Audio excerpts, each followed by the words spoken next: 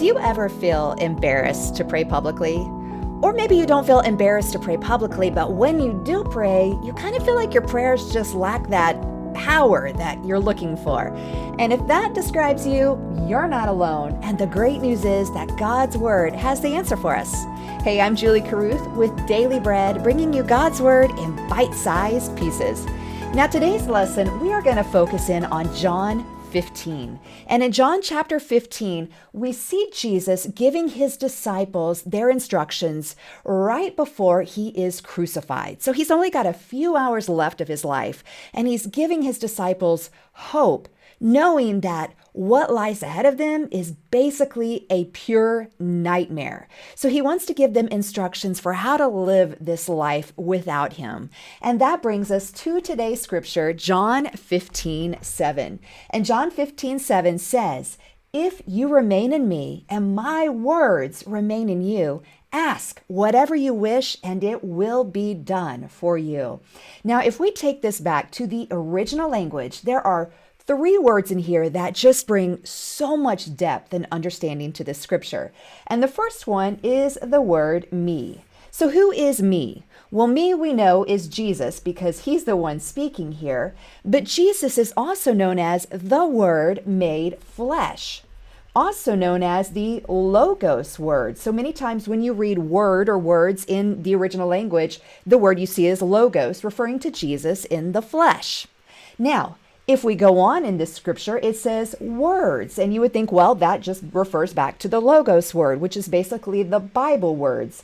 And it's not. The word words here in the original language is rhema word. So you ask, well, what's a rhema word? Well, rhema word is basically a revelation given to you by the Holy Spirit for a particular situation. So when Holy Spirit needs you to pray, many times he will bring a scripture to mind, and at that point it becomes alive in your spirit, and that becomes a rhema word.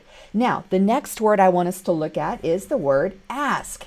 And ask is ask. That is the word in the original language. But if you go and dig deeper, when the original hearers, the disciples, heard Christ say the word ask, in their mind, what they see is a superior is a worker going to their superior, asking for something, expecting and confidently knowing that their needs are going to be met. So it's expecting what you're asking for to be met.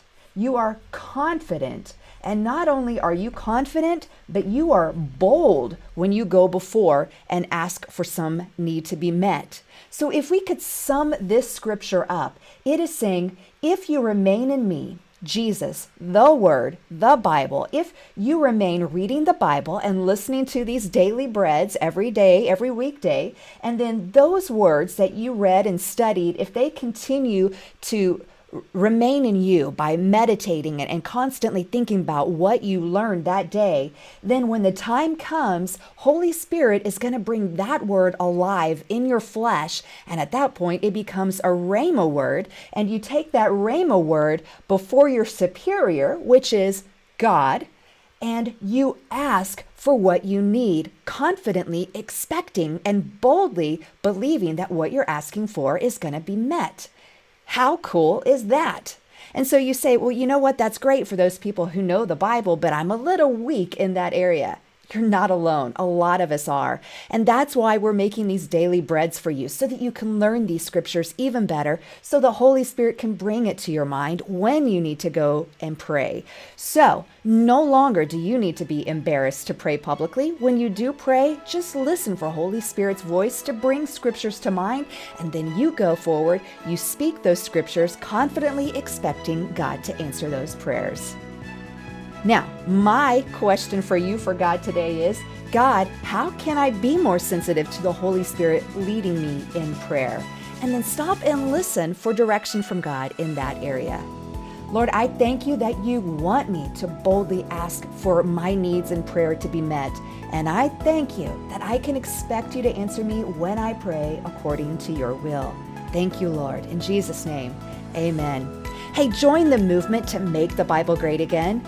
Ask Holy Spirit if there's somebody who needs this word today. And if there is, if you hear somebody in your heart and in your mind that the Holy Spirit's laying on you to share this message, please do so. They will thank you, I will thank you, and most of all, God will thank you, and you will be doing your part in spreading the good news of the gospel to all the nations. Thanks so much for joining us on today's Daily Bread. I'll see you tomorrow. Have a great day. Bye for now.